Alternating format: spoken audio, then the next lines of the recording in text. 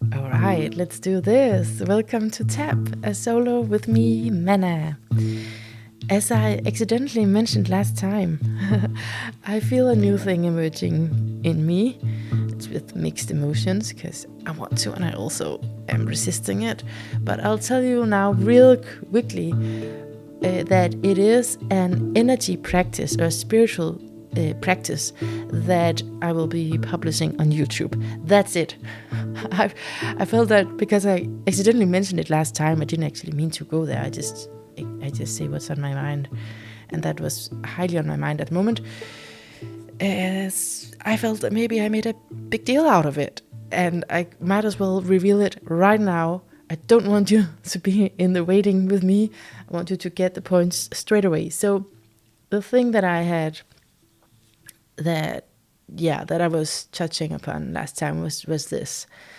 And when will it happen compared to when you're listening to this? That's a tricky question because I'm not sure when you're listening, right? But if you listen immediately when it's published, maybe I haven't done anything on the YouTube channel yet, but it's gonna come in the coming days. Now, this episode is obviously more than just saying that. It's obviously more than saying I'm gonna put something on YouTube. This episode is on the background of what the spiritual exercises will be, if you will, founded upon. And so whether you want to practice with me or not, it's definitely not some show to watch. That's going to be really disappointing. No, it's some spiritual exercises to follow along to if you wanted to. If you're going to do that or not, this chapter of TAP is going to have some central key points, so much that I will call it a key to life mastery. I know that it is for me, and that's the whole reason that I wanted to share these exercises. I think I've mentioned it a couple of times when I've done the meditations that I do some physical exercises. I just don't feel sufficient in my verbal cueing so that you could understand from just me talking. I've even felt that meditation could be difficult. So now I hope it's gonna work out with having a visual of that. And I just want to say, as we go into this philosophy behind, if you feel like at one point, I've heard it all, just, move on, this is getting me nowhere new, then you could potentially stick around, because there is a bit of a turning point in this one. Because there has been a turning point for me in the last couple of, let's say, weeks.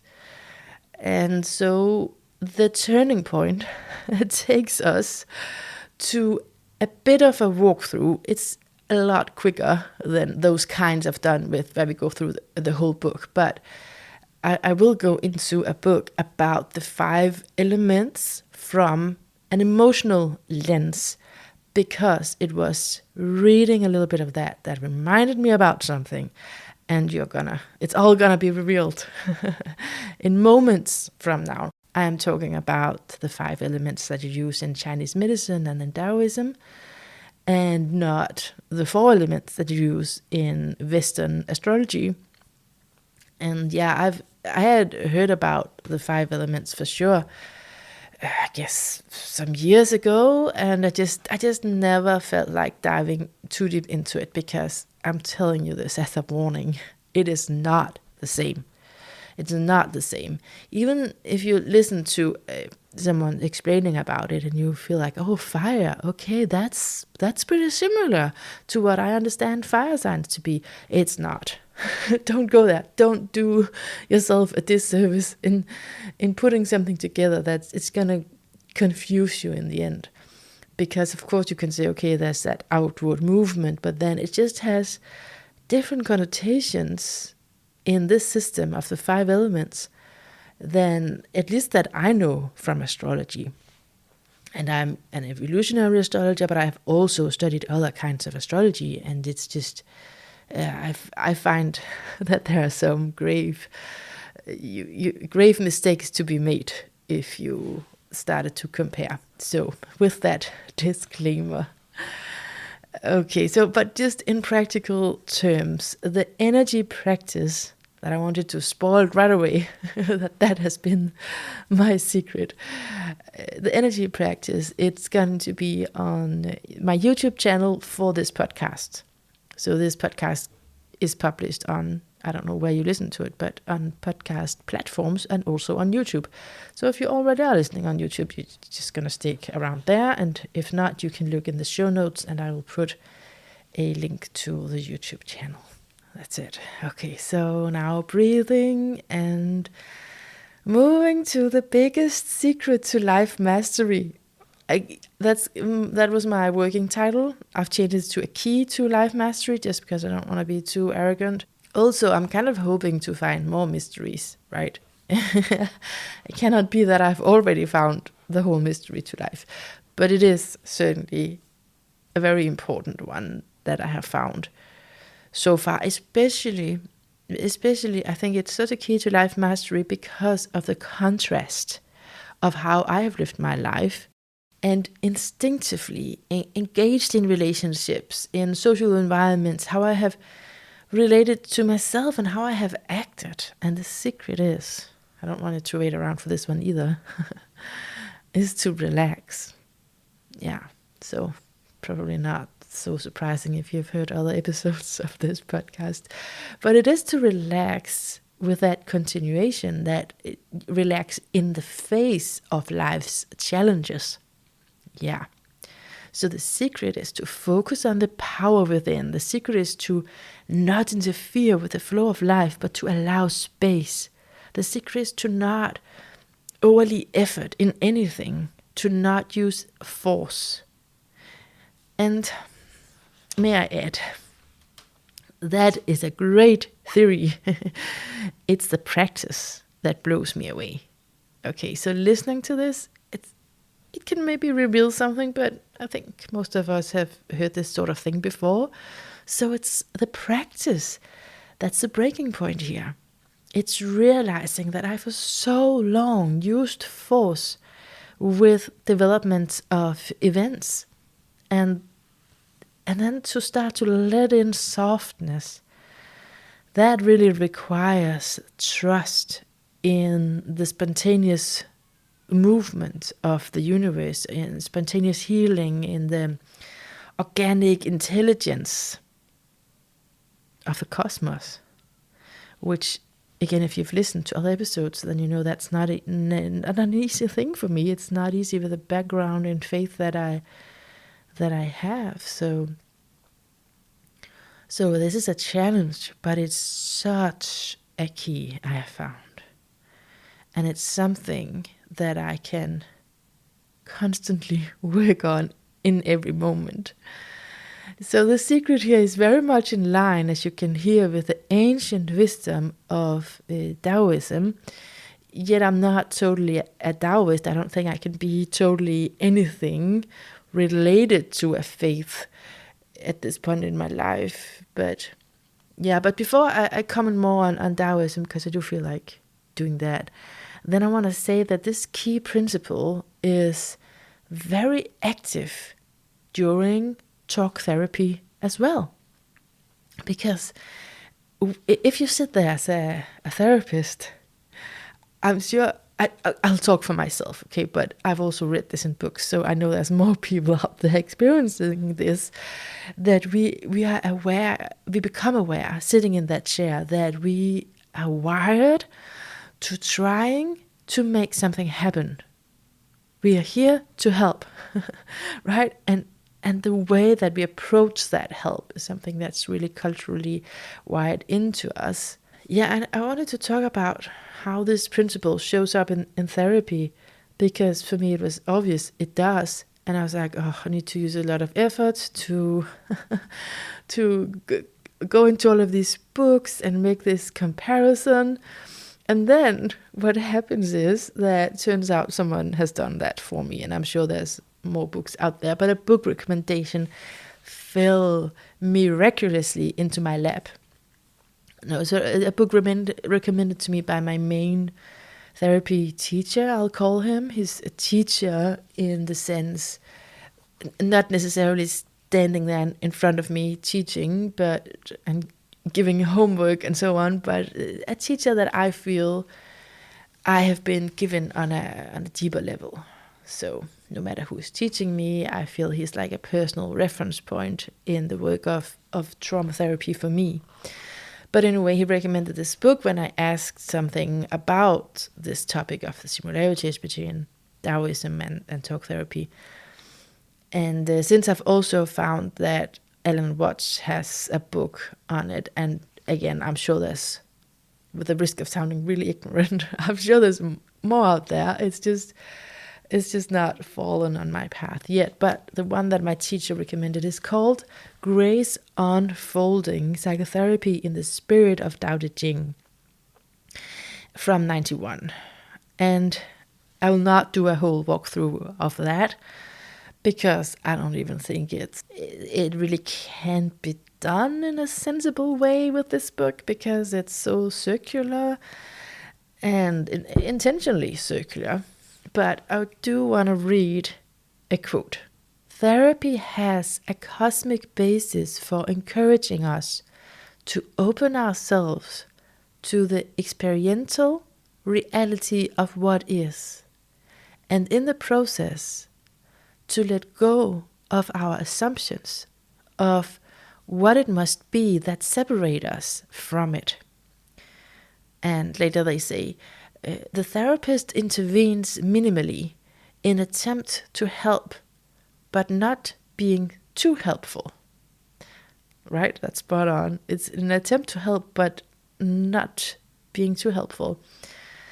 And lastly, they say, for the therapist, it is not a matter of passively withdrawing, but of consciously not performing any unnatural actions, of moving in accordance with what it is that's taking place. The process unfolds effortlessly in the direction of growth and healing. In therapy, effortful work is a warning sign. I'll just say that again. In therapy, effortful work is a warning sign. It's a disharmony with what is organic. So you hear how the understanding of therapy is so in alignment with effortless living and non-doing. I mean, I'm really glad that I found this book, because it draws these principles together that I've sensed, but yeah, it's just easier that someone else did the work for me here to putting it all together like that. So I think that's why I feel this is important if you're a therapist, whether or not you're into Taoism like I am. And I don't want to say that I'm a Taoist per se. Like I said, I think Taoism is probably going to come the closest to what I am.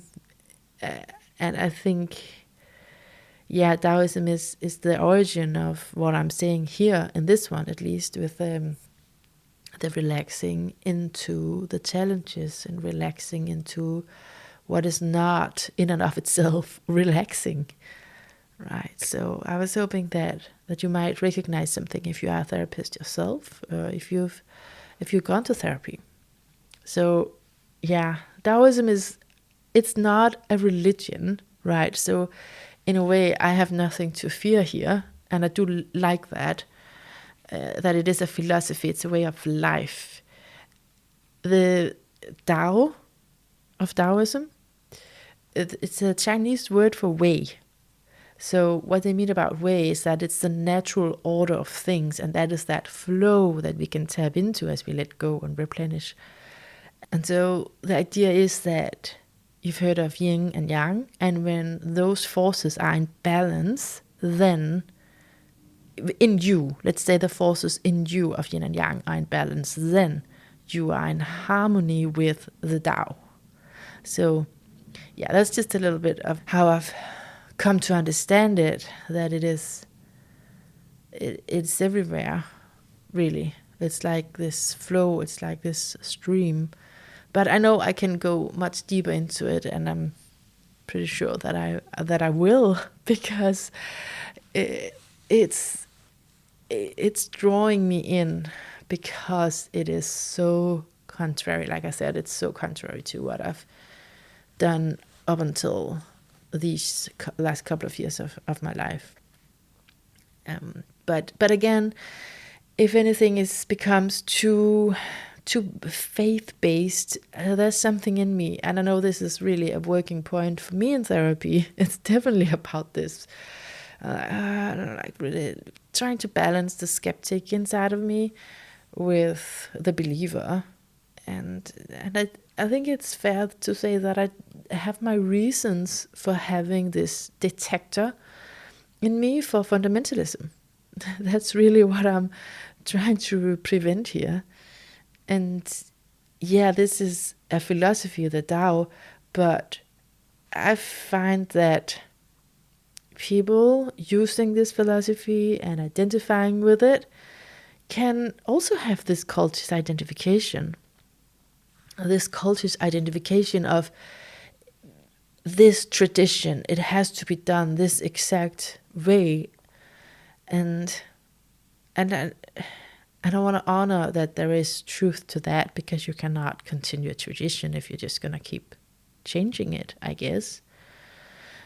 But it's also, yeah, I think it can also be really manipulating when, for example, someone says, this is a classic, someone will say, you will understand this wisdom when you are older, right? Or when you're further on your journey, you will understand what I'm saying now. So it doesn't make sense to you now, right? So they are undermining your intelligence and your maturity, I guess, right there and then saying something into the future that you cannot really deny it, you cannot verify it, you can't do anything with it. You can just, I don't know, hope that they're right, hope that they're wrong. I just know that I was told exactly that sentence when I was a child and a young adult. If I would ask any question for the religion, it would just be, you'll understand when you're bigger. Just do it because you'll understand when you're older. And so I think I went into that thinking, oh, now I'm mature, so of course I understand. And then it wasn't until that I realized how immature I was, and then I also stopped believing in it and trusting in something that I couldn't experience myself, because I don't just believe things that I can logically explain. I'm not that type of person at all. I'm just not. But I do need some kind of direct feeling of it myself, and that's just what I'm saying, that even in something so valuable, I think really valuable, I'm so thankful for having found Davism, I still feel that some people, that I still need some kind of protection against it becoming really dogmatic. It's not going to for me, it's just not. But I don't want to be around people who is like that, because that's triggering stuff in me. Yeah. Okay, let's get out of this trauma wound. And actually, what was I was just gonna make the point that even though I have just found this secret to life some years ago, it's time tested, and it's not intended. You don't need to. It's not absolutely not intended. I don't think most people do go into anything dogmatic with it. And the secret is just so simple, that relaxing in contexts that are not in themselves relaxing is really powerful. Yeah, I say it's simple, but let's refine that, because I don't think anything is really simple before going through a lot of complexity. Because what is it that needs to relax? Isn't that a lovely question? What is it that needs to relax? Well, me. Yeah, but I mean, it's who you take yourself to be, right? It's my personality. It's my little self. It's this unconscious character pattern that we've been talking about. So when that is relaxed, what I take myself to be, when that is relaxed, then I can connect to what we could call the true self, or even the no self, or the deeper sense of soul, of depth, our center. And I can be tuned in, and I can find calm and connection to what's meaningful. I just think that's a really important thing when we are talking about something that sounds so easy. Like just, you just need to relax. Yeah, but what is it that needs to relax? It's something that I used my whole life building, the person that I think I am. So really the idea starts with relaxing in troubled times, relax in struggles, and then it takes you right into transformation. It's very in alignment with the water element. And now I did make this whole disclaimer around, do not confuse it. But I think even if I just talk about the water element, I think, okay, let's just talk about the water element in the 5 elements theory. Let's do that. I was going to make a comparison, but I've warned myself against it. I've hurt myself. I've fallen down trying to do that. So I'm not going to do that. Okay, don't do that. But it is in alignment with the water element, passive, receptive, resting, absorbing, and then also storing. Because it's this womb-like energy of being nourished without doing anything. But of course, we cannot stay in the womb, right? Wish I could. But water, like any other element, cannot stand alone. So it's rather that the relaxation we speak of here is an unobstructed flow of energy.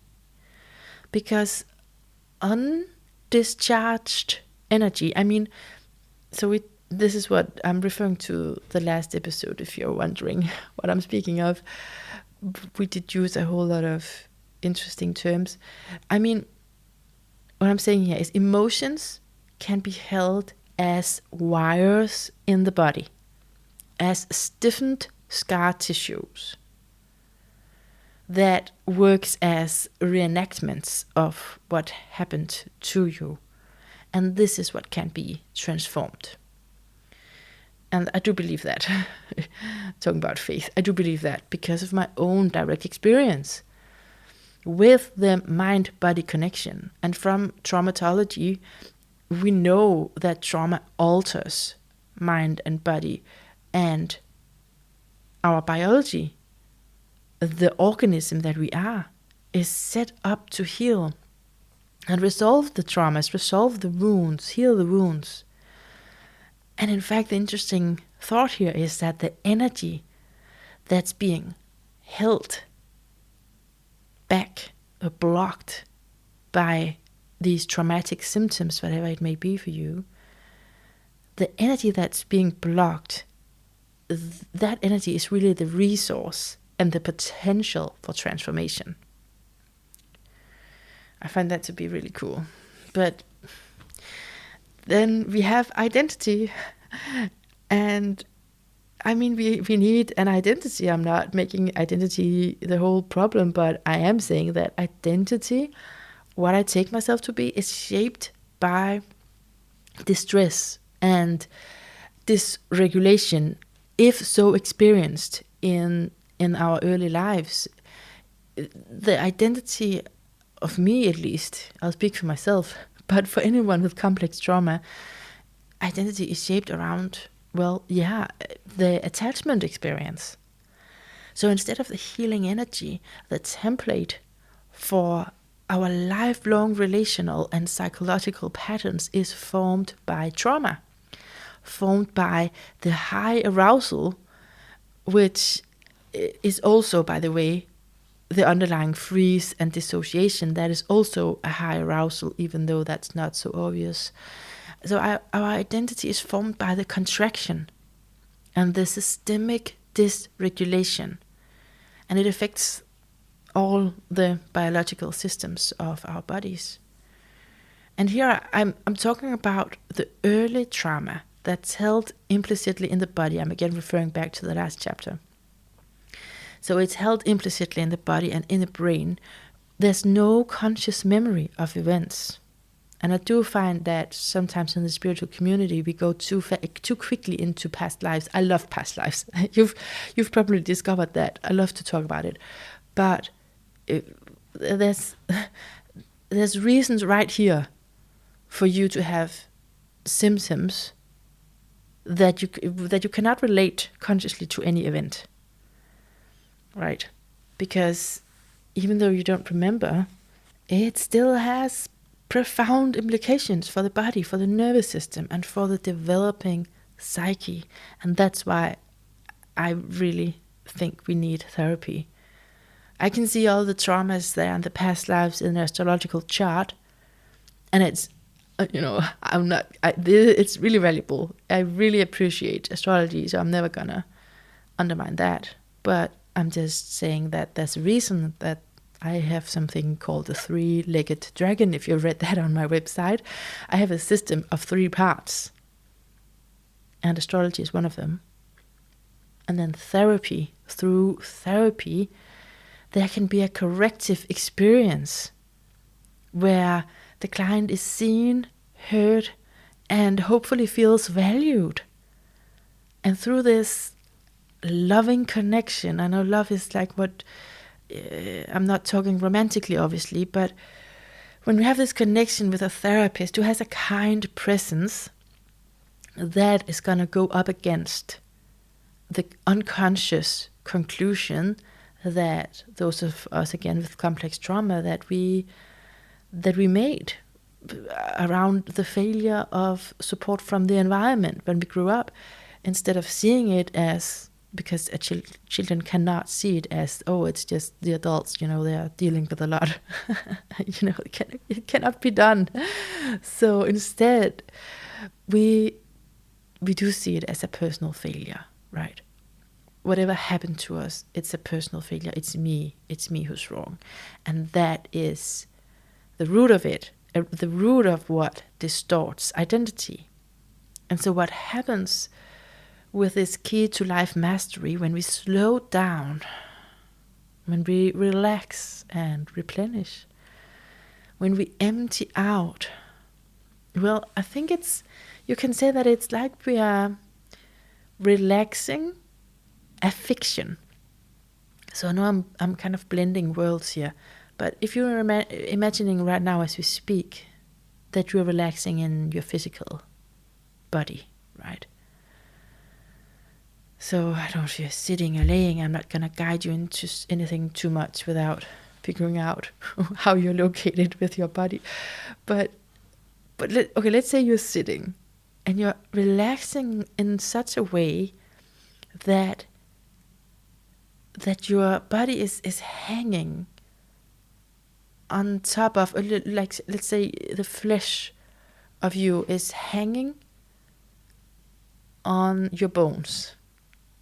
Like your muscles, tendons, everything is so relaxed that it's hanging outside of those bones that's kind of holding you up, if you can imagine that. And in the same way, I imagine that we relax the fiction of our identity, of our shame, of our negative self-image. So relaxing that, breathing, we can disidentify from the limiting elements that we had come to take ourselves to be. Relaxing, emptying, in order to be filled, to be held, and to feel what's really there. So I want to remind you that I know that this is easier. It sounds easier than it is, right? It's much easier to talk about than it is to practice. Because when your distorted identity has been reflected as physical patterns throughout your body all of your life, I mean, in form of tension, in form of collapse, in patterns of dissociation, it's not so easy to just take it easy, right? It's not so easy to just take it easy. You know those people whose job it is to tell others what to do? I mean, I don't have that fortunate position to just have written a book about this and then the rest of my work life is to go out and give lectures about it and do some meditations with people. And then I leave and they go back to their really hard working life, probably. That would be useful for me. You know, that sort of work is something that I personally would actually thrive in. So relaxing into that would be easier. But what I wanted to point out here is just that it requires some. Okay, let's replace the word some with daily.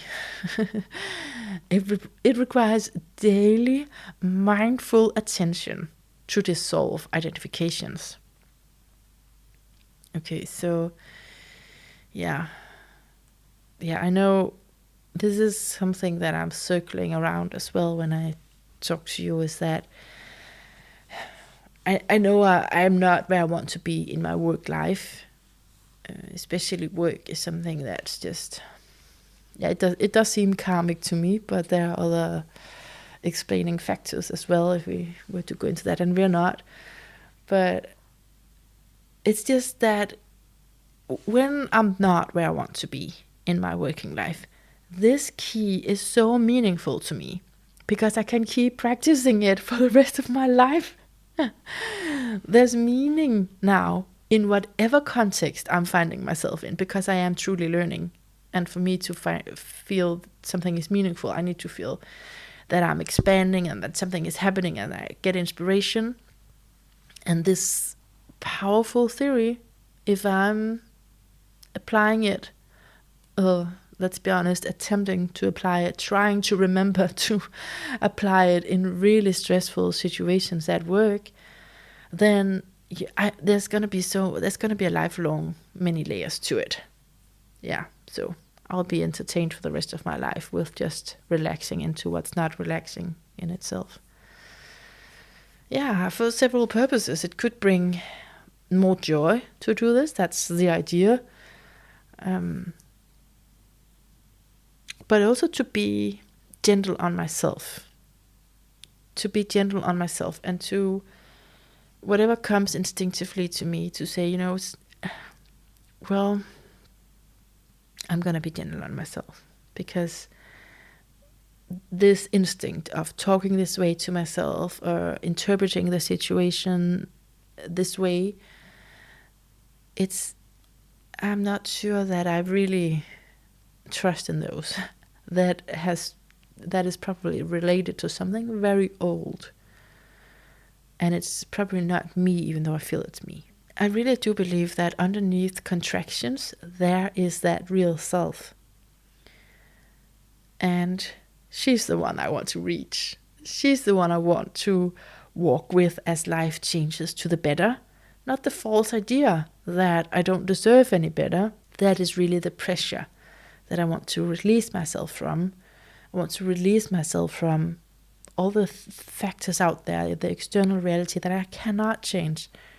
I'm powerless to it. So I want to reach inside and find, oh yeah, there she is. She's the one. So these are the practices these are not the practices I'll do on YouTube. That's what I was going to say. But of course, it's not just one practice, but it's based in this philosophy. That's how I can put it. And to do those forms, it is really to take that feeling of internal space into my daily lives. And hopefully, as we do it, see more and more nuances to the ways that we live our lives. So that is the third leg in my dragon. It's the astrology, the therapy, and then there's these spiritual exercises, or call it meditation, call it what you want. That is, all of it is to effect our mastery of life. Yeah, so it's quite the thing. I have resisted publishing anything with a visual until now, at least here in English. Also in the Danish podcast, I only did some really short videos, but I never felt like just publishing like a whole interview where we sit there, you can see our face floating. I just, why? Like that's, I'm like, why would you want to look at my talking head? I love radio. That's really what got me into podcasting in the first place in 2016. As I love radio, and I was not meant to be a radio host in this incarnation. Okay, God knows I have tried, but it is something I love. It's just that society needs more cleaners than people who want their voice exposed, right? Because of a poor childhood, and now they finally want to be heard, and so that's fair enough that we need something else in society. I do have a protest about it. I mean, if you can hear it, you're not mad. You're not going insane. I'm not denying it. I do have a protest about it. I would wish for something else, but yeah, I guess I'm walking that line of not swallowing the protest up, and then yet also being rational about it and saying, yeah, I mean, if I was born with a different last name, if I had a different gender, probably just male, right? Probably not so many other genders to choose from in this culture that would be accepted. So I think also, of course, a different neurology. I am reading a book. I'm not going to do a walkthrough, I think, of it, but I might mention it a little bit. Reading a book about, I think it's called, right now I'm not sure if it's a chapter called this or if it's the book, but it's something about the empire of normality. So yeah, just, if I had a different neurology. But I also think if I was just supported by someone, in my family for, supporting in the dreams that I wanted to achieve, I think a number of external factors would have made it a lot easier to get where I wanted to go. But that's one side of it. But again, on a rational, I thought I was going out of a rational tangent, but it was really maybe not. It was really more into a bit of a victimhood there. But I'm not sure what is what. But I'm sitting in my chair. I'm like moving from side to side. This is getting hot sitting here. Okay, but I do honestly mean that we cannot all be stars. We cannot all stand on that scene and have a great voice, and then our lives are just made. That's just, that's it. I made it. It cannot be like that. We do have to go out and take care of tasks that there's just no line in front of those jobs. And so that's what I have found myself doing instead. I think I did share about my work life at one point. I said that I quit a job, and probably did I also mention that I'm working right now in a nursery? Anyway, I'm working in a nursery with babies, and I'm like loving those babies. There's one girl, she's saying tick tick tick tick tick. She's saying tick tick tick tick tick all the time, and I repeat it because it's so. I like saying that too. Actually, I don't need words. I can just say that tick tick tick tick tick. So I say that, and we look at each other and we laugh, and so there are definitely these moments of bliss because it's babies and they are so wonderful and I love them. But then there's the thing that I'm actually an adult. Yeah, I know it's easy to forget, but the work doesn't forget. So for me, I cannot just go around saying tick tick tick. There's a lot of practical work included, and that's not my thing at all. And it's just, I also find it really stressful. Okay, but yeah, my point here was just that we cannot all just go and do our creative work, because that is everywhere, and some people has to do something that's actually required. And this is something, at least in my country, that is needed. That is a work that most people don't want. So it's just like people with no tattoos now, they're more special than the ones with tattoos, right? It's supposed to be the opposite, that you get a tattoo and everyone's like, oh, you're the cool one. But now everyone has tattoos, and so we gotta stop getting tattoos. And just because then then maybe I'm unique for just not being unique. A lot of us, I think, can feel like the information age is exploded, and as a podcaster, I'm really dealing with this. That's why I think I'm going in circles here. There's so much to take in, so it just makes more sense to do the ordinary thing in this world. It's the unique thing is now the ordinary thing, because no one wants to do that. Okay, so this is the point in my monologue that I referenced to in the beginning, the turning point. Okay. So I said it was when you kind of feel you've had enough. Okay, let's go to the turning point here. In a moment, I will go through the 5 elements, since the insight that I'm about to share came from reading of the imbalance of the wood element. I will share with you that after going through, that's just because the wood element was the first one described in that book, I could identify with all the imbalances, okay, of all the elements. But at the moment, I had only read, for weeks, I only read the wood elements, the wood element description and the imbalance of that. And then I felt this whole new insight, this revelation. And the revelation part just gradually kind of just eased out, because I'm in all of the imbalances. But anyway, let's stick around for this insight of the wood element.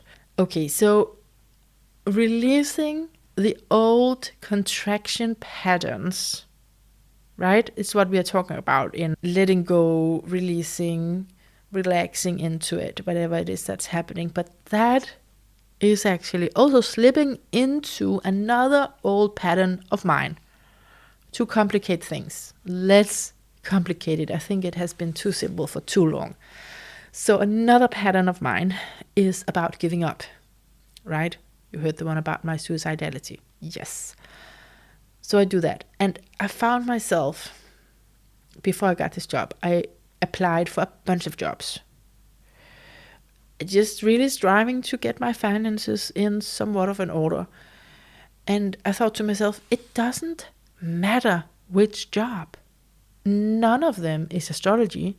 None of them is allowing, the kind of meditation that I'm talking about. None of them is using the method that I love in therapy. And I'm not even able, education-wise, to do such a job yet. So none of them is going to fulfill me, because that's the thing I love. So in a way, it doesn't matter. I just, whatever job it is, I'll give it my all, because that's what I do. And once, that is going to provide me with money, then I'm going to invest my energy in it for sure. So that's a great philosophy, right? That it actually doesn't matter. Just do something and then give it your all, earn the money. And that's great. At least, if not partly motivated by my old patterns of not caring for myself. Because if I do not matter, then it's easy to say that it doesn't matter what job, that I don't care about what job it is. Because it's so habitual to not care about anything that affects me. Because I'm not important and it doesn't matter, and who cares? So I realized, after reading the wood imbalance, and we're gonna go through the elements shortly, I realized that we need an intersection, a middle way. Have you heard that before, Buddha? A middle way between considering life to be a practice of relaxing into what's not. That's the key. resting in the vastness and floating in this big picture perspective, and then in fact striving to unfold what's in your specific heart, tattooed or not, unfolding who I am. So I'm working now in a nursery with the sweetest kids. I just told you, the lovely co-workers, I will say, and I admire them immensely. I'm like, how can you do this job? It's crazy, but they're doing it. And yeah, I'm really in admiration for them. Anyway, but my life energy is being strangled. It's just simply from the conditions of this sort of work where my energy needs to be available at all times. I feel like the environment is flooding me in a way that's, it could be great using my creativity like this for around 1 hour a day, okay? 1 hour a day, I would go and I would just be doing all of these extroverted activities and no breaks, and just going from one to the other. You need me here, over here, I'll do. That would be perfect for an hour a day. But clearly, a full-time job requires that I stay. And so I experience depletion. And I obviously, ideally, want to live independent of external conditions, for sure. But with the risk of this being a projection of my inner world, I do perceive these work conditions to be completely unfair. I mean, to humans, it's not humane. At least it's not humane to such a human that I am, to the way that I function. And yeah, it's just not compassionate. I think the kids are mostly fine there. I'm more worried about the adults, but I'm sure, like I said, they're doing really well. It's just, for me, if it's an unhealthy environment, how can I expect to stay healthy? Right? Even if my personal practice is that I am home and I am relaxing internally while I'm there, I feel that environment with no breathing room, and where I just end up feeling like a refugee inside myself, it's not gonna do the trick.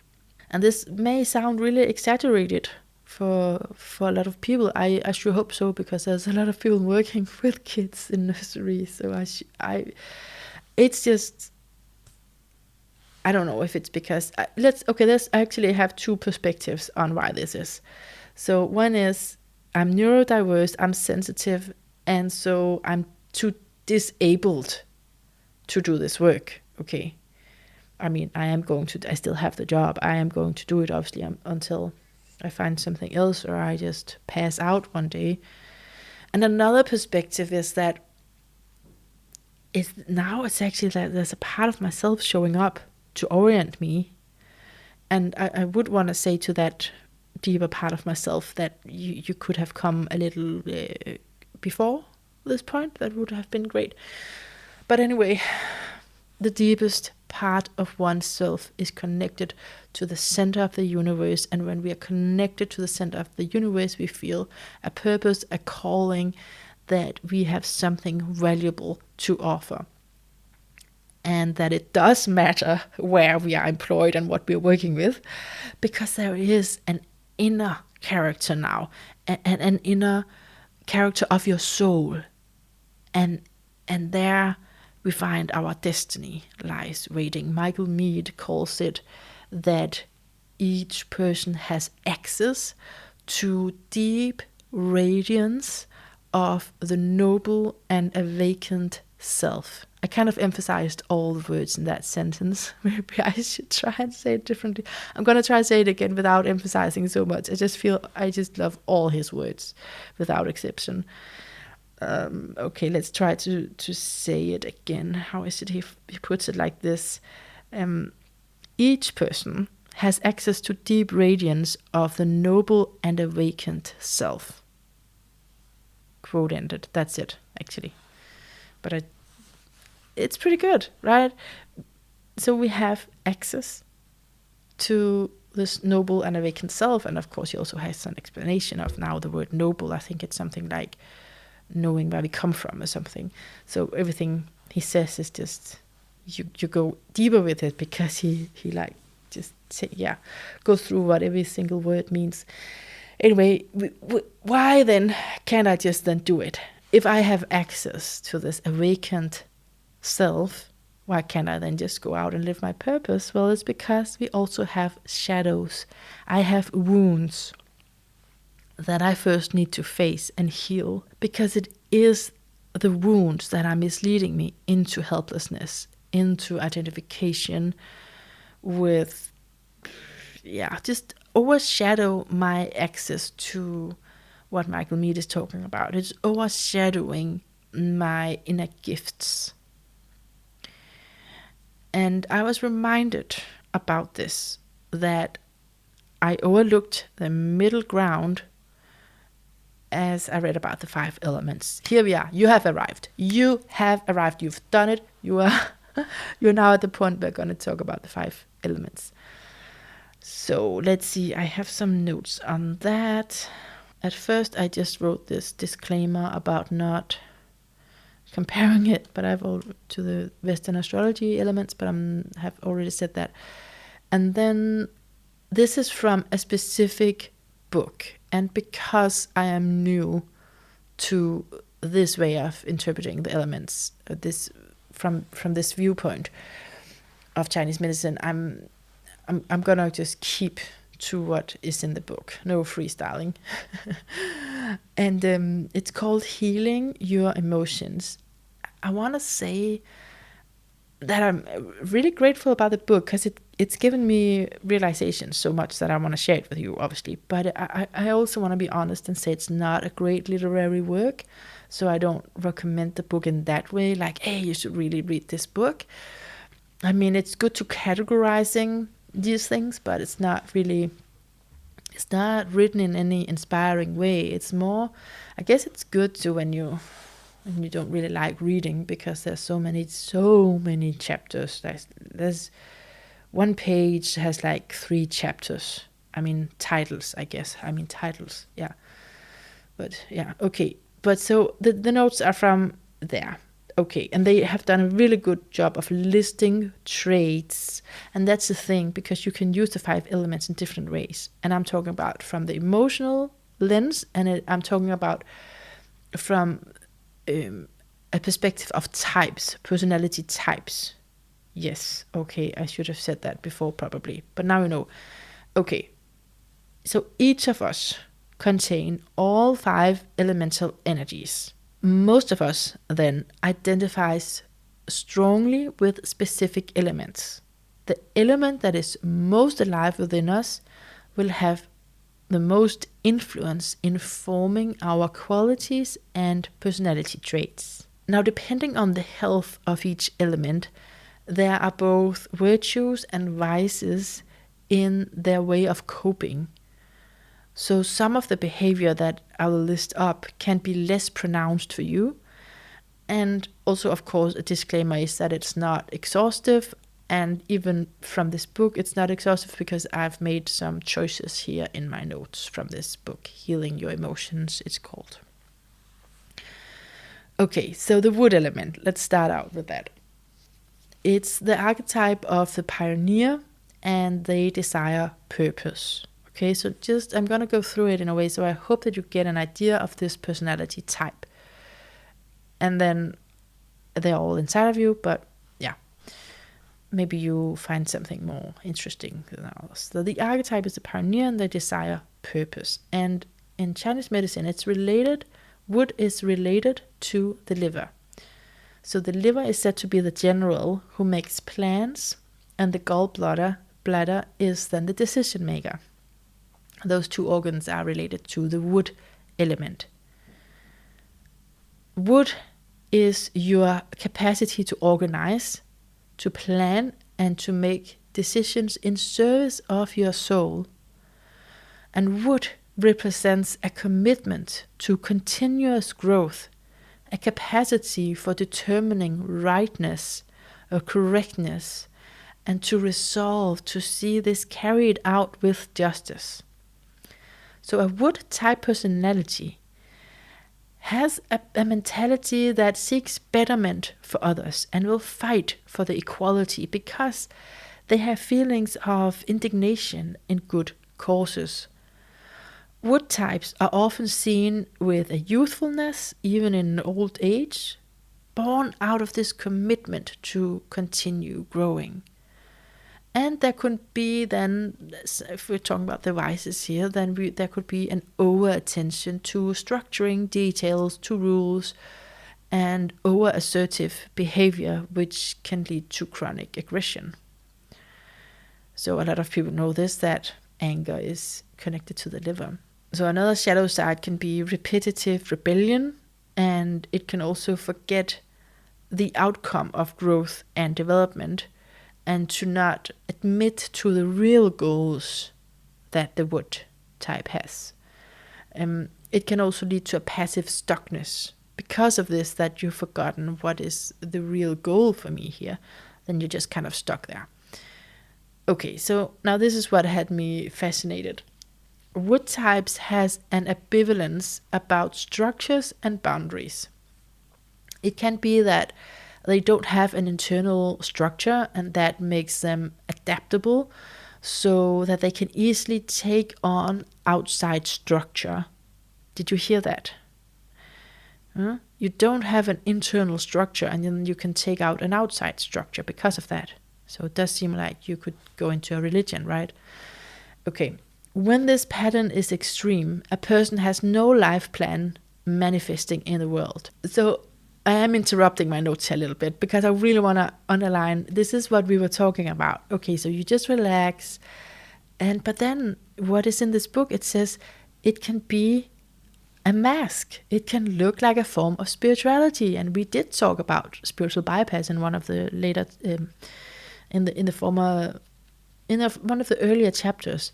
We did talk about this spiritual bypass. This is the thing, because it is about being with no compulsion to do anything in order to receive the results. It can be that you don't own very much, you don't have relationships, you just live simply. But this apparently, I don't want anything, is really an inability to assert oneself in the world. An inability to assert oneself in the world. That's my exact problem. Can you hear it? Okay. Now the positive capacity of the wood element would be to do that, to be appropriately assertive, and to have structure and boundaries that enable us to grow and develop. But when you are this wood type, this ability can be missing, and so the wood types will have to find something to replace their capacity to set boundaries. And then others can come to define who we are. It could be joining a cult. That's from the book. It could be joining a cult. It could be enlisting in the army. It could be perhaps marrying a person to replace their own self-determination. So either a person or community will give the wood person purpose. So they don't need to make any decisions because there's an external structure taking care of things. Wood types are concerned about rules, organizing, and planning, but there can be different ways of this concern. It can be that they love organizing. It could also be that they can't organize, or it can be both, so that at their work they're great organizers and at home they absolutely hate to structure. So the key element here is that they have issues around organizations. Chaos or lack of structure can be very unsettling for wood types, because what they want is for things to be carried out correctly, which has to happen in good structure. That is why we need a plan, we need clear rules, and we need guidelines. And so the polarity inside the wood type is that they don't relate to rules easily. If they feel any constraint, they will rebel against them. Okay, let's close with the wood because we got 4 more elements to take care of. But a good takeaway for wood types is that they need to think about, why can't I have what I want? How should things be organized? Why am I blocked? What is it that I really want in my life? Okay.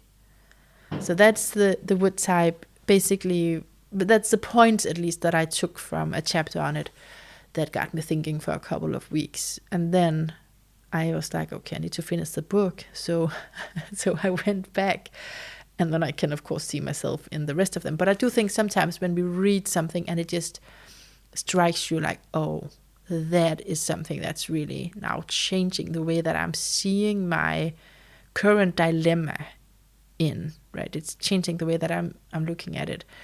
Then the point was never to go through this whole book and see all of my imbalances. I mean, that's probably good, but the point was exactly that epiphany. Do you see what I mean? So I'm sure you've had similar experience where you just read a little part of something, and that is actually that makes the most difference in your life, even though something else could be just as true. Okay. Fire types. Are you ready? This is the archetype of the wizard. They desire fulfillment. Now, in Chinese medicine, the heart, which is associated with fire, is described as the supreme controller and emperor. The heart, one of the jobs of the heart is to make sure that the other organs, such as the liver, the lungs, and the kidneys, function harmoniously. If our heart becomes imbalanced, we feel out of control inside. If the heart is balanced, we will feel peaceful and settled inside. It is the spirit of the heart that makes us fully conscious, helps us to think clearly, to have good memory, and sleep well and deeply. If the heart is weak, then you can have anxiety, panic attacks, insomnia, poor memory, startle easily. It could also be hard for you to breathe, or you could have cold limbs, or you could have mania, or you could have this excessive restlessness or extreme confusion. Also, of course, physical pain in the heart region. The fire element has an important effect on your emotional life. It determines your ability to give and receive warmth and love. If you have a strong fire element, you have the ability to open up and become intimate with others, or to close down, to be distant, if that's what you choose. The fire element is particularly important when developing a close relationship. And whatever elemental imbalance we have, it is constitutional in origin, meaning we were born with it. That's how they view it from Chinese medicine. We were born with it. But experiences through life also affect the way that they manifest. So at first you can have experiences as a fire type to be too open and feel extremely vulnerable and sensitive to others. So they can easily hurt you. And it can range from feeling slightly upset to feeling utterly devastated and betrayed because of this. So fire types learn the ability to detect just how open and just how much to close down. The more the fire element is imbalanced in you, the more the gates controlled by the heart protector can become stuck open or closed. When they are stuck open, the smallest offense, being let down by a friend or being ignored momentarily, causes hurt. When they are stuck closed, intimacy is not achievable. You cannot have intimate relationships. So fire types often have changeable emotions that may oscillate between joy and sadness, the two emotions associated with the fire element. At the extreme, when the fire type is feeling joyful, they will fill everyone they meet with warmth and excitement. They can have what seems to be an almost inbuilt ability to sparkle. They are natural optimists that can see the positive in the worst situations. At another extreme, fire types may feel really miserable, and unfortunately, this can also catch on to others. So these fluctuations often relate directly to other people. A fire type may wake up feeling miserable. Later they meet someone who's nice to them, and who gives them a compliment and they feel much better. Now, besides the heart, the fire is also related to the small intestine organ. And when this is in balance, this is when it can be difficult for fire people to sort out pure from impure. So when you are the fire type and you have an imbalance in the intestine, you can be unable to prioritize or feel uncertain about what you think. I'm not sure what's important here. Fire types can also seem to crave compliments and attention because it makes the fire type feel worthwhile and happy. And they will often go to great lengths to lift the spirit of others. But they have an unconscious question underneath. Am I lovable?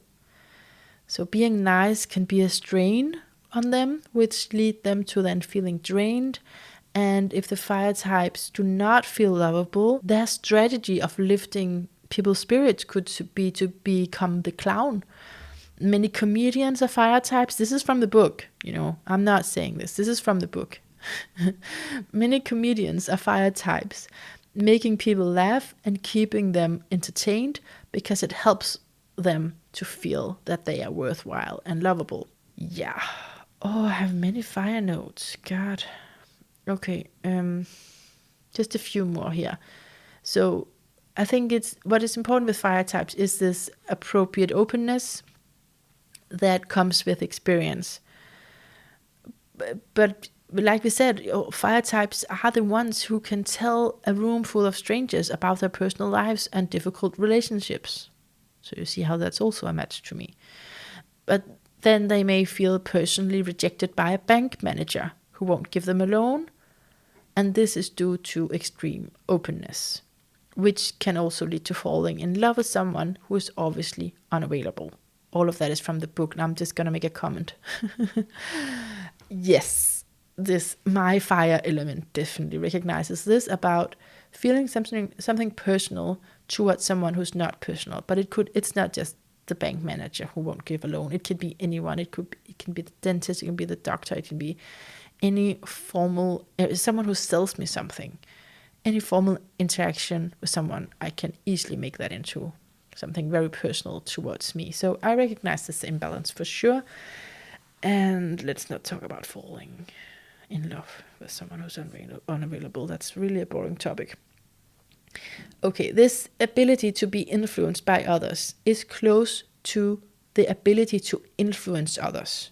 Okay, so you see they are easily influenced by others, and they're also great at influencing others. But if they have many negative experiences, fire types can be the ones who isolate and hide away from the world, being afraid to develop friendships because they anticipate getting hurt. And that means that many fire types can yo-yo between wanting to be on their own and wanting to be noticed by others. So there's an internal conflict in that. Another side of the fire type is to constantly network and make contact with others. They can be searching for the perfect relationship and be disappointed when they realize that the partner of their dreams is also human with many faults. They can really be exceptional, though, in working with people and, for example, do great as one-to-one counselors because this satisfies their need for deep connection. So fire types find it difficult when other types do not have the same need for closeness because they feel pushed away or rejected, and maybe they feel like they seem too needy. Okay, so to end the fire type, I just want to repeat this commitment to finding inner contentment. Yeah. And the takeaway to ask yourself is, what will happen when I discover that I am lovable?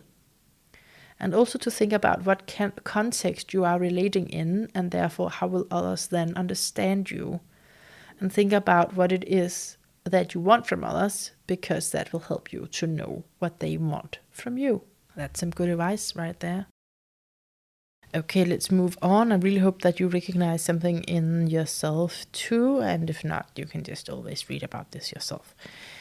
Earth types. The archetype is the peacekeeper, and they desire connection.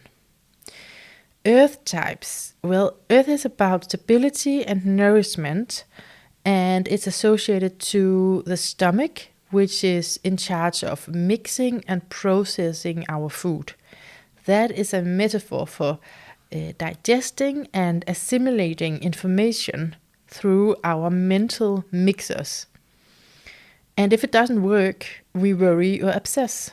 Earth also associates with the spleen, called transformer and transporter, a function we need to be nourished adequately. Strengthening the spleen and the earth element can be used to improve our mental functioning. The capacity of the earth element is to give as well as to receive. And in achieving a balance between giving and receiving, this is crucial. When you are an earth type, meaning your earth element is strong, it does not mean that you then will give unconditional support to anyone at all times as soon as they ask. But as a good farmer knows, after growing crops, the earth needs to lie plowed, and it replenishes itself, something the farmer cannot do for it. Now, overuse or over-fertilization of the soil will deplete it, and it will no longer produce high-quality food. So if our earth element is balanced, we will be able to distinguish between times when it is appropriate to look after the needs of others and times when we need to nourish and care for ourselves. When our earth element is imbalanced, we can have cravings for support, sympathy, and understanding. And you can struggle to assimilate when there's an earth imbalance, and that is again what will make you worry and overthink. The earth type's ability to receive support and nourishment is less robust, and therefore they are likely to feel like they need more. They are inclined to end up feeling that they have not been given enough, and in the end they may develop an unfulfilled need for support, nourishment, and sympathy. Some earth types come to believe that their own needs are significant compared to others, that they simply need more. So the issue here is around feeling supported, getting nourished, feeling centered, being mentally clear, and being understood. And the way that the earth types respond to these big issues is by mothering, by caring, not asking, but expecting, expressing needs a lot, searching for a center, and home making.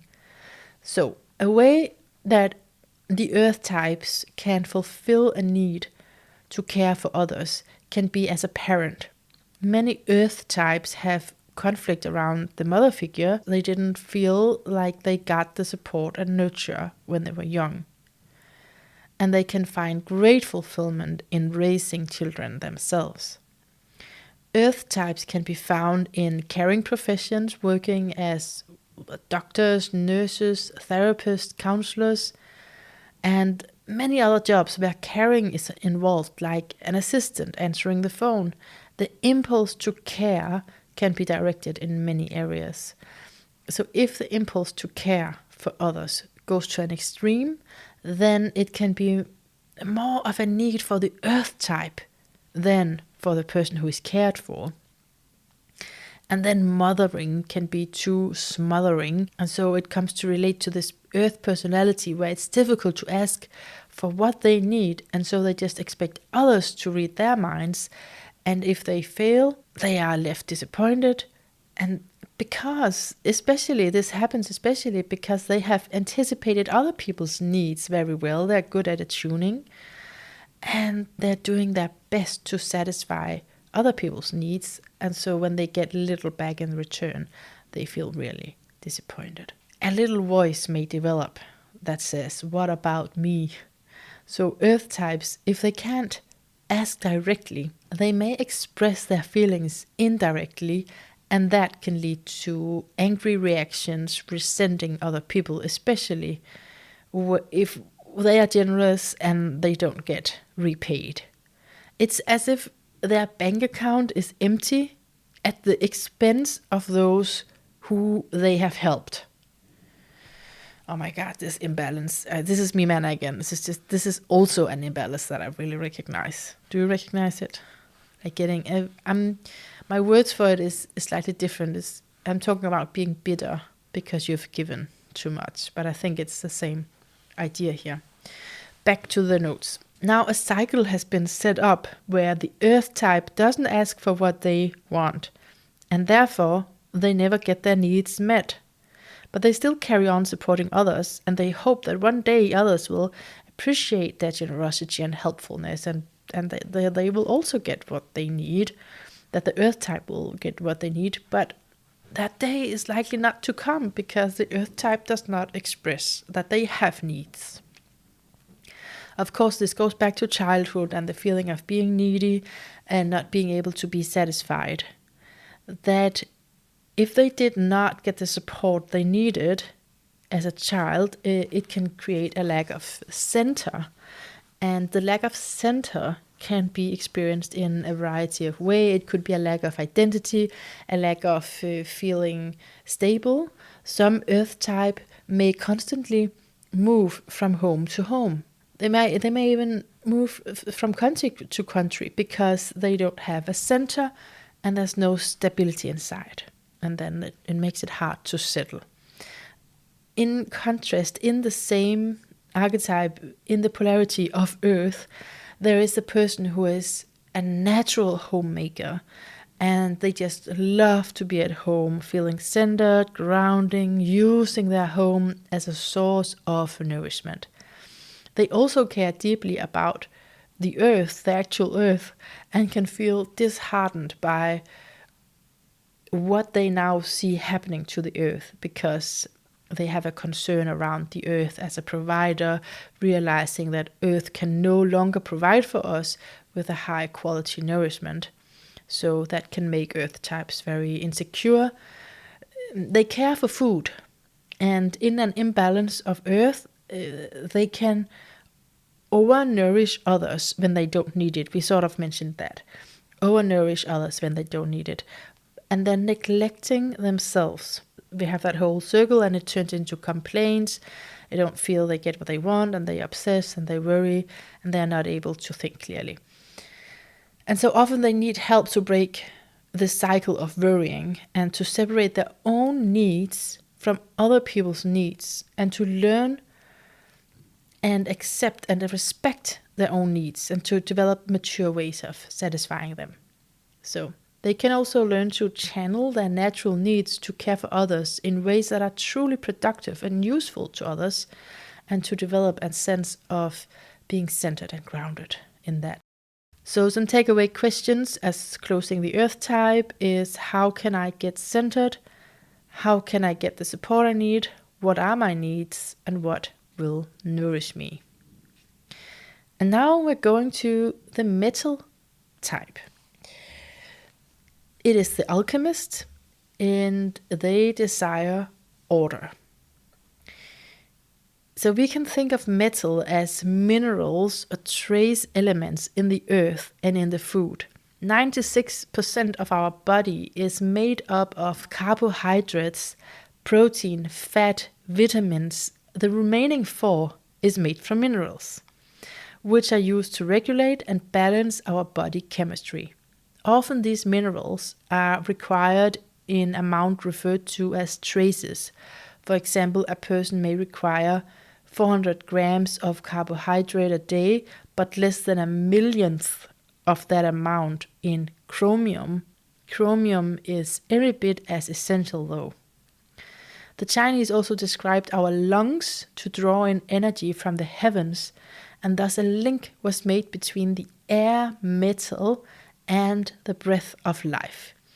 If the element is missing, if the metal element is missing, it depletes the quality of the whole. The metal element can be called the invisible air, without which our vitality immediately suffers. So metal governs respiration, and it is our capacity to take things in mentally and spiritually. The lungs also has the function of spreading what is called defensive or protective energy all around the body. Okay, now let's go to the metal type. What is it? What is it for a personality type? Metal types can be present, even alert, but internally withdrawn. So this protects them from perceived external threats. The emotional capacity of the metal element is the ability to feel loss and then move on. When you have a strong healthy metal energy, then you receive the cosmic energy from the heavens, and it allows you to have richness and quality in your life. The receiving quality of the metal personality type manifests in many ways. It could be acknowledgements, positive responses such as gratitude, appreciation and thankfulness, honors, awards, credit and rewards. The issue for the metal type is the impaired ability to take in recognition. They struggle with being misunderstood and not recognized. The feeling of being incomplete and inadequate. Metal relates to the emotion of grief. Grieving is appropriate when there's loss, when someone dies, and then over time we heal and the emotion is settled. With metal types, they have a feeling of being incomplete, which feels similar to grief in tone, but it's different because it has no associated loss. So it can really lead to confusion. The feeling of loss comes from not being able to receive. It can be compared to a handful of earth which lacks vital minerals. Metal types may continuously feel that something is absent from their lives, but may be unable to pinpoint what it is. Metal types are often private and have difficulty crying, so the impulse might be there, but the energy is blocked in the chest. The pattern of finding it hard to take in acknowledgements can leave the metal type feeling dissatisfied, emotionally isolated, and misunderstood. Now, one response to these issues from metal type is that they push away urgently any compliment. So the big issues, to sum it up, for the metal type is recognition, feeling incomplete, feeling but they want to feel adequate in the world, and they want to find meaningfulness. So the question underneath, am I really okay? Just generally okay? What is missing? What do I need to complete? How can I truly connect with the world and therefore be complete? What will give my life meaning? They can cope with this issue by distancing, or they can also do well. They can cope by doing well and doing more. And they can also resign and become cynical. People can distance themselves by working through social roles where closeness and personal exposure are kept to a minimum. Most metal types do not blab about their genuine personal concerns, because distancing compensates for their feelings of being fragile and enables the metal type to appear to be alright to the outside world, even when they're feeling terrible inside. Metal types will be very careful about which part of them is exposed, so the pattern is still distancing and protecting. Now, because it's not possible to be good at every single thing, often metal types will try to be outstanding in one specific area. It could be the task of being a mother, a father, of course. It could also be to be a nuclear physicist, solving crossword puzzles. It actually doesn't matter with what it is. But the theme that runs through these examples is that motivation to do it well. Doing well. It's usually hard to define. There is a constant internal criticism in the metal types. A variation on doing well is doing something better than others and using the external performance to generate massive amounts of attention. Because of the difficulty taking in rewards, the metal types make the rewards acknowledgement enormous. The metal type can excel at almost anything as long as it generates attention and acknowledgements. It could also be making money, because money can buy bigger cars and houses. The question they of course need to ask themselves is, does this activity of being excellent at something just generate attention and look good? Or does it give me internal satisfaction? But on the other hand, if the metal type has no stake in anything, then there's nothing to lose. A consequence which often accompanies resignation is a form of cynicism. Because they're searching for quality and connection, which they feel is missing from their lives, they can choose to renounce material life altogether, and woes are taken. But no matter how it looks in terms of life choices, there is this search for knowledge, truth, beauty, the right organization to join, the right belief to adhere to, and to find the right exercises and spiritual practice to follow. It's a need for perfection. Now, the metal types have been told that they are always changing jobs, professions, spiritual practices, or friends. They appear to change what they do and give the impression that their life is erratic. Metal types often relate strongly to the father. They may have lost their father early or were unable to fully grieve. The relationship with their father may also have to do with seeking what is perfect, because the father is the ultimate authority of what is right and wrong. Some metal types will find teachers or others who can function as a father figure, as a guide for them, and they may also themselves become strong and powerful as a father figure. One way of achieving this is doing things such as endurance exercises, weight training, or martial arts. Another way is to show that they can be totally independent and can cope without other people's help. Metal types have a conflict between becoming independent from their father and at the same time wanting more dependence and unity with him. In the end, the metal types discover that the ultimate connection to Father, to cosmic force, is not the outside world, but in the connection to their own spiritual nature, and they realize that they are already whole, complete, and perfect. And some takeaways here could be: find out how you're already deep down perfect, protect yourself and reach out to others. And this one I like: if only slowly, determined to let others know who you are and shake their understanding as an experiment. That was metal, and now let's go to the water type. The archetype is the philosopher, and they want the truth and the deeper meaning. Like water, our emotions flow. They should flow smoothly, rising, falling, disappearing. Water is extremely soft and finds its way round many obstacles. When we are balanced emotionally, we also flow through our lives unhindered. Water is associated to the kidney that is called the controller of water, and it oversees all of the fluids of the body. We are 83% water, so the kidney's job is a significant one. Every system of our body involves fluids. The kidney influence whether we retain too much or too little fluid. They also store our essence, which is our inherited energy. It controls the longer-term cycles of growth and development. When the essence is strong, the bones of our skull will close perfectly.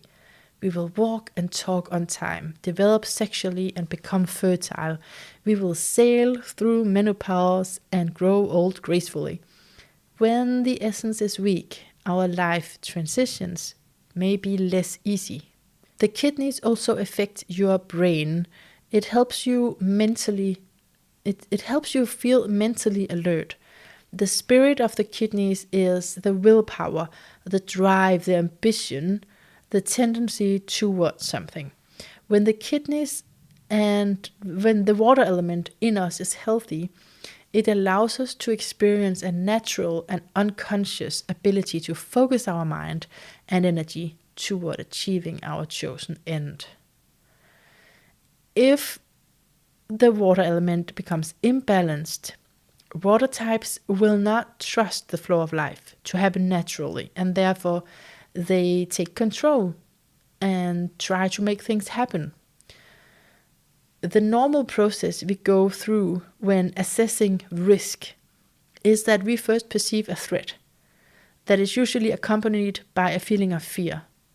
Secondly, we carry out some activity to assess the potential risk. Then thirdly, take steps to ensure our ultimate safety. Finally, we will re-evaluate the situation. Now, this process can only be carried out with the support of a strong water element. The emotion of fear alerts us to danger, and it is a necessary part of protecting ourselves so we can assess risk and act appropriately. When the skill is diminished, we will have an ongoing experience of anxiety and panic, paralysis, fear, apprehension and dread, and phobias. Under the surface, many water types feel scared most of the time. They often hide their fear beneath more acceptable emotions, especially joy and laughter. Anger can also cover fear, but the fear is stuck in the bodies of the water types. Uncovering their true feelings can be a major step in the water element's recovery. Phobias is another type of fear which some people experience as intense and illogical. Water types tend to fall into two sorts: those who get frightened a lot and those who hardly ever seem to be frightened. The people who are frightened a lot are usually not hard to spot. The water types who hardly ever seem to be frightened can do things which are known to be frightening, like parachuting, swimming with sharks, bungee jumping. They describe these as exhilarating, exciting, but not frightening. The big issues with the water types: it is the need to be safe. It is knowing the future to be secure. It is being reassured. And because they think, why is the world so dangerous? Will I be safe? And who can I trust? Where will I be safe? So ways of coping can be taking risks, actually, like just mentioned. That's one of the responses to this, is to actually take risks. And it can also be to anticipate risks. And it can also be fearing the worst, and it can be reassuring others. Some water types have dealt with their fear by suppressing it. Others perceive that they have a lack of fear. It is almost as if they need a larger stimulus than normal in order to experience the rush of adrenaline which normally accompanies fear. Some water types may respond by anticipating all possible hazards. They look carefully at what might happen at any given situation. This allows them to plan exactly how to behave and be prepared for all eventualities. Because of their need to anticipate what might happen in any situation, many water types can be very effective in achieving what they set out to do. So many successful people who run businesses are water types.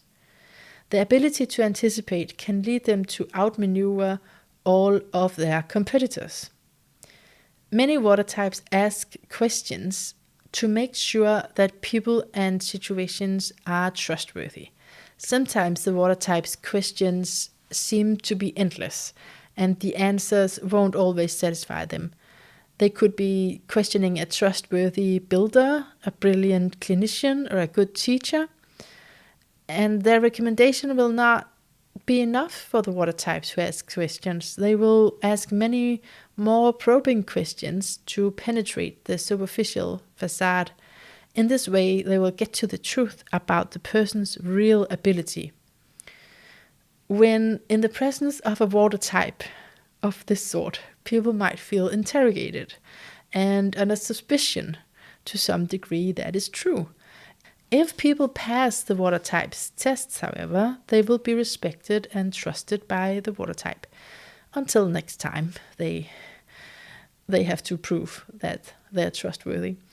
Many water types can seem very reassuring on the outside.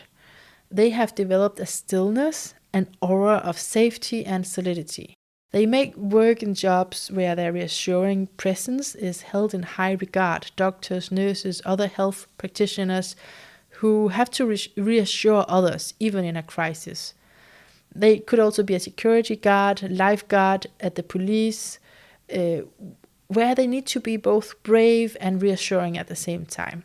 It may seem like a contradiction here, that they both are very calm and brave, but then also fearful and nervous.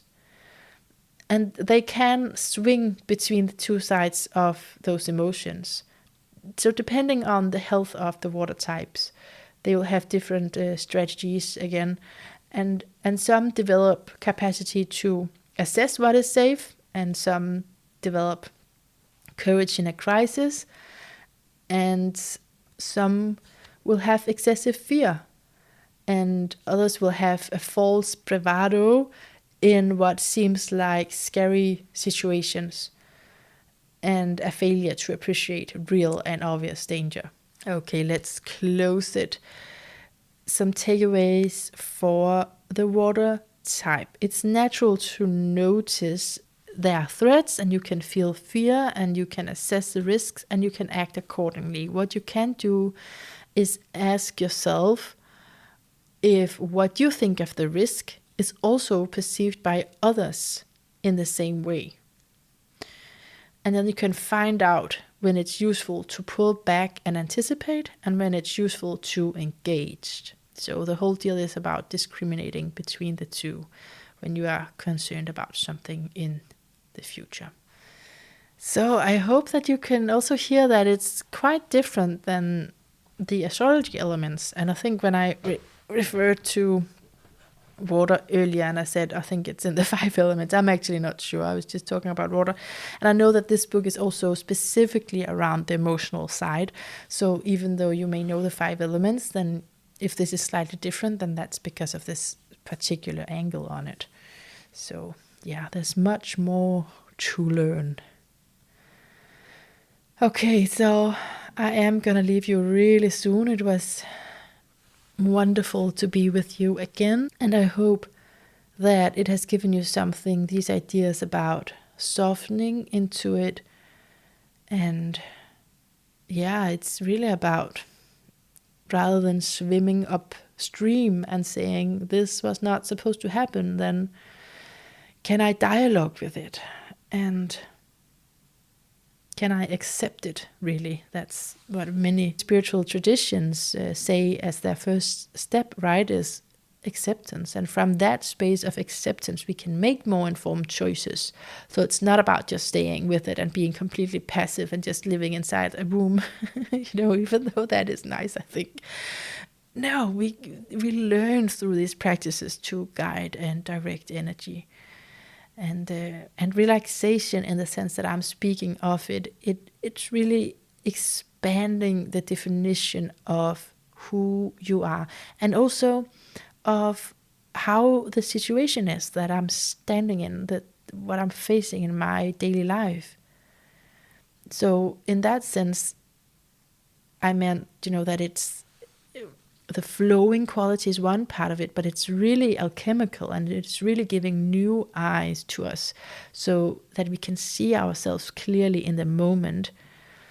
So it is more complex than it first may sound. This turning into presence, into the center, into the now, into the moment where I can affect my energy. And when I can affect my own energy, it means that there is power in relaxing. There is energy in relaxing, in letting go, and in entering this slowing down.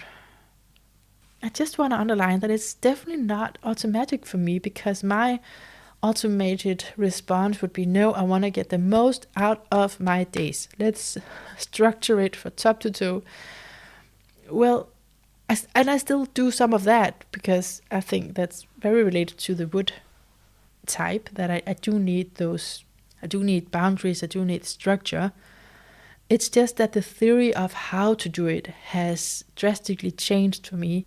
Even talking about creative work, your uniqueness and your gift, and I mean, when you want to express yourself, you kind of have to let go into where you are now. You can't express your creativity while you are not really here, while you are absent-minded, correct? So no matter what I'm doing, it is really a continuous journey of leaning back into myself, into the rhythms of life, relaxing into what's there, the transitions. I know it's gonna come in terms of my job. If it's not in practical terms, then that's gonna be a transition in my way of experiencing it. And and I think again it's related to this intelligent movement, trusting the healing force inside, so that no matter what happens, I start by relaxing. I start by touching base with what's naturally inside of me. What is the wise way? What is going on beneath all of those layers? So in that sense, relaxing it's a big deal. Okay, so maybe see you on YouTube, and maybe just hear you continuously here on the podcast, where I will continue. Got a couple interviews lined up, but it's probably mostly going to be monologues like this. So I hope you enjoyed it, and always interested in hearing from you, and you're very welcome to have sessions with me. It's all on my website. For now, I hope you can just tune into the energy that's inside of you and slow down a bit to see what it is you're picking up from maybe what we've discussed today and gone through today, and then see how that potentially is changing the moment into something that is a little bit more restful, and so you can feel, maybe connect maybe to this place inside of you can call whole.